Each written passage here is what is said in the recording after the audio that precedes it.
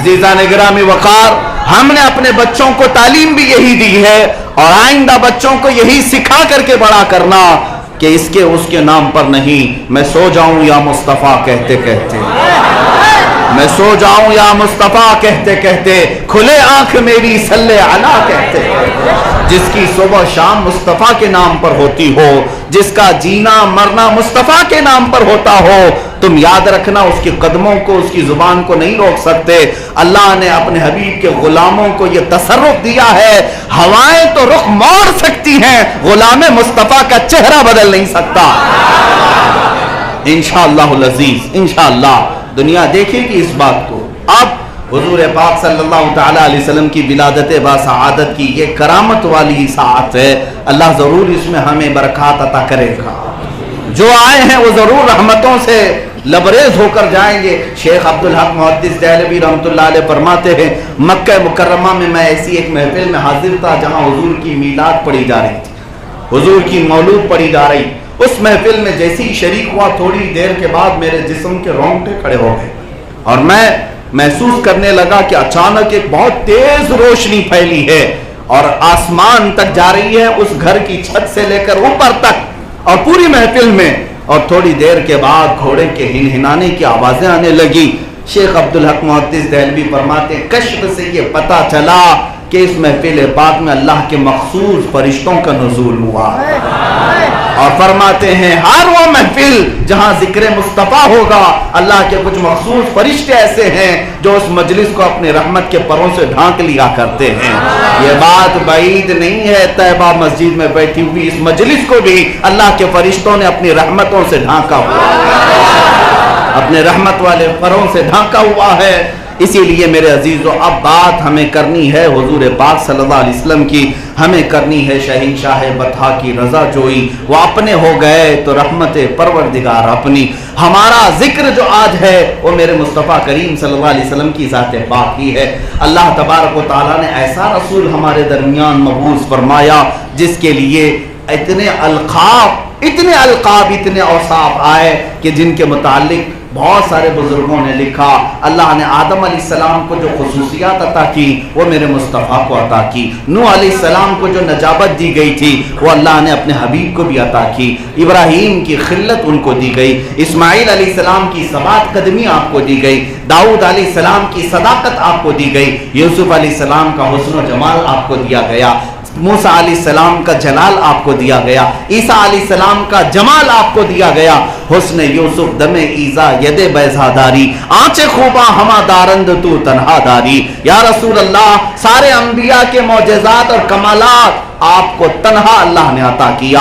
आला हजरत ने इसी को अपने शेर में यूं फरमाया, जात हुई इंतखाब वस्फ हुए लाजवाब, जात हुई इंतखाब वस्फ हुए लाजवाब, नाम हुआ मुस्तफ़ा तुम पे करोड़ों, नाम हुआ मुस्तफ़ा तुम पे करोड़ों दुरूद। उस रसूल पाक सल्लल्लाहु तआला अलैहि वसल्लम को अल्लाह ताला ने हम जैसे गुनहगारों के दरमियान जो मबूस फरमाया, अंदाज़ा तो करो ए मोमिनो हमारी कौन सी हैसियत है, हमारी क्या हैसियत है और आज हम किस हैसियत के साथ जी रहे हैं। अल्लाह ने कितना बड़ा इनाम नाजिल किया।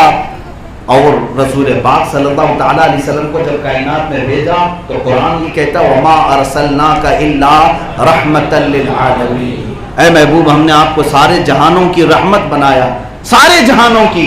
वो आलम मलकूत हो, आलम नासूत हो, आलम नबातात हो, जमादात हो, जिन्नात हो, हैवानात हो, सारे आलम जितने हैं सब आलमीन के लिए अल्लाह ने अपने नबी को रहमत बनाया। लेकिन ये भी रसूल पाक की मेहरबानी, वो हर आलम की रहमत है, किसी आलम में रह जाते, वो हर आलम की रहमत है, किसी आलम में रह जाते। ये उनकी मेहरबानी है कि ये आलम पसंद आया। दुरूद पाक पढ़ें।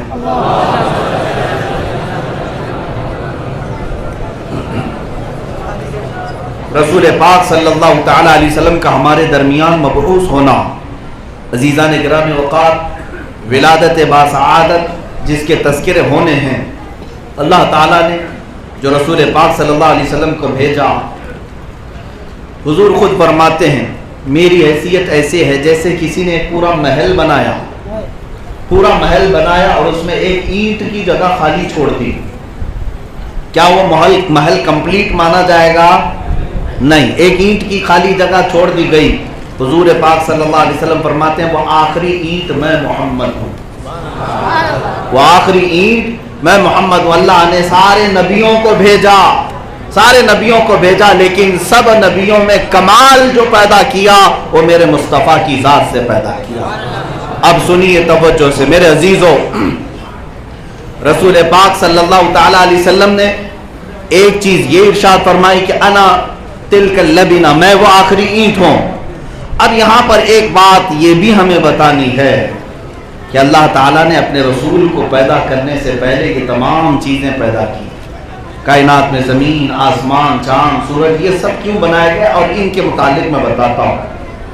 بعض لوگ یہ کہتے ہیں حضور آئے اس وقت میلاد منا لیا، ٹھیک ہے، اب حضور چلے گئے، حضور کو جا کر کے بھی 1400 سال ہو گئے، اب تک کیوں منا رہے ہیں آپ؟ ان کی تو وفات بھی ہو گئی۔ زندہ لوگوں کے برتھ ڈے منائے جاتے ہیں، زندہ لوگ اپنا جنم دن مناتے، رسول پاک چلے گئے اب تک کیوں منا رہے؟ پہلا جواب تو یہ ہے کہ وہ اب بھی زندہ ہیں، عالم برزخ میں ہے۔ لیکن میں آپ کو ایک دلیل کے ذریعے سے یہ بتاؤں کہ ہم دنیا میں دیکھتے ہیں کچھ محفلیں ہوتی ہیں جو کسی خاص شخص کے لیے سجائی جاتی، ہوتا ہے شادی کا منڈپ، شادی کا ہال، آپ نے دیکھا ہوگا لائٹنگ بھی لگی ہے، کمکمے بھی لگے ہیں، اور پھر پھول بھی لگائے گئے ہیں، کرسی بھی رکھی گئی ہے۔ کس کے لیے میاں بتائیں؟ دولہے کے لیے۔ کس کے لیے؟ ایک شادی کا منڈپ اور شادی کا ہال ہے، وہ کس کے لیے سجایا جا رہا ہے؟ دولہے کے لیے۔ اور باراتی کچھ پہلے آئے، کچھ اس کے ساتھ آئے، پہلے سے آنے والوں نے انتظام کیا اور استقبال کیا، اب کرسی پر لا کر بٹھا دیا گیا دولہے کو۔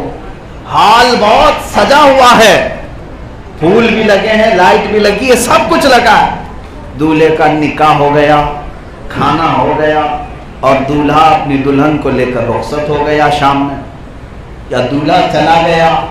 اب مجھے بتاؤ کیا وہ لائٹنگ ویسی رکھی جائے گی؟ کیا وہ پھول وغیرہ ساری چیزیں ویسی باقی رکھی جائیں گی؟ کیا کریں گے؟ نکال دیں گے نا۔ میاں وہ دولہے کے لیے آج کے دن کے لیے سجایا گیا تھا، شادی ہے، شادی ہو گئی، دولہا چلا گیا تو باراتی بھی نہیں بیٹھتے، چلے جاتے ہیں۔ دولہا جانے کے بعد حال بھی بے حال ہوتا، سب ختم ہو گئے، کوئی سجاوٹ باقی نہیں رہتی۔ یہ دنیا کا دستور ہے، اس کو ذہن میں رکھیں۔ اب میں آپ کو بتاتا ہوں، اللہ نے اپنے نبی کونین صلی اللہ علیہ وسلم سے ارشاد فرمایا لولاک لما خلقت الدنیا ولا فلاک ولا وضین، اے رسول اگر آپ کو پیدا کرنا نہ ہوتا تو نہ میں زمین کو بناتا، نہ آسمان کو بناتا، نہ دنیا کو بناتا۔ اے رسول جو کچھ بھی یہاں بنایا گیا وہ کس کے لیے بنایا گیا؟ آپ کے لیے بنایا گیا، رسول پاک صلی اللہ علیہ وسلم کے لیے بنایا گیا۔ اب میں بتاتا ہوں آپ کو، یہ زمین کا بچھونا بچھایا گیا، آسمان کی چھت تانی گئی، اور اس میں سجاوٹ کے لیے تاروں کو جگمگاہٹ دی گئی، چاند و سورج کو جھلملایا گیا، درختوں کے کمکمے لگائے گئے، دریاؤں کی موجیں بہائی گئی، یہ ساری کائنات کی سجاوٹ بنائی گئی۔ اور پھر آدم علیہ السلام سے لے کر عیسیٰ علیہ السلام تک براتیوں کی شکل میں نبیوں کو بھیجا گیا۔ سارے انبیاء آئے، ہر نبی نے اس آخری نبی کا ہی قصیدہ پڑھا، ہر نبی نے کہا میں اصل نہیں، میرے بعد آنے والے ہیں جن کا نام نامی محمد ہوگا۔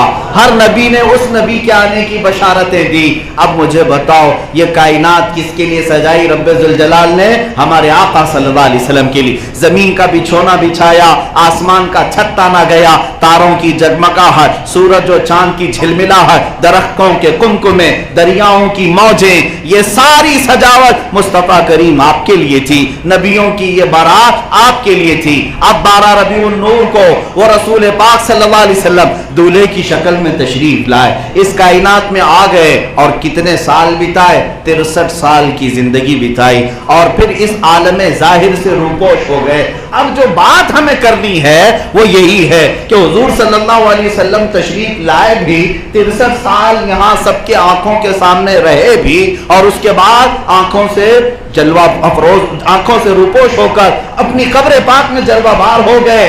لیکن اب سوال جو ہے ہمارا یہ ہے کہ ہم نے دنیا میں تو دیکھا دولہے کے جانے کے بعد سجاوٹ نکال دی جاتی ہے، دولہے کے جانے کے بعد محفل میں سے لائٹنگ بھی ختم ہوتی ہے، پھول بھی نکال لیے جاتے ہیں، کرسی بھی ہٹا دی جاتی ہے، سب ختم کر دیا جاتا ہے۔ لیکن میں پوچھتا ہوں اگر محمد مصطفیٰ صلی اللہ علیہ وسلم دنیا سے چلے گئے تو ان کے لیے یہ جو چیزیں سجائی گئی تھی، چاند ابھی کیوں چمک رہا ہے، سورج ابھی کیوں جھلملا رہا ہے، تارے ابھی کیوں جگمگا رہے ہیں، یہ درخت ابھی کیوں باقی ہیں، یہ سمندر کی لہریں ابھی کیوں باقی ہیں، یہ زمین کا بچھونا ابھی کیوں بچھایا گیا، آسمان کا چھت ابھی تک کیوں تانا گیا؟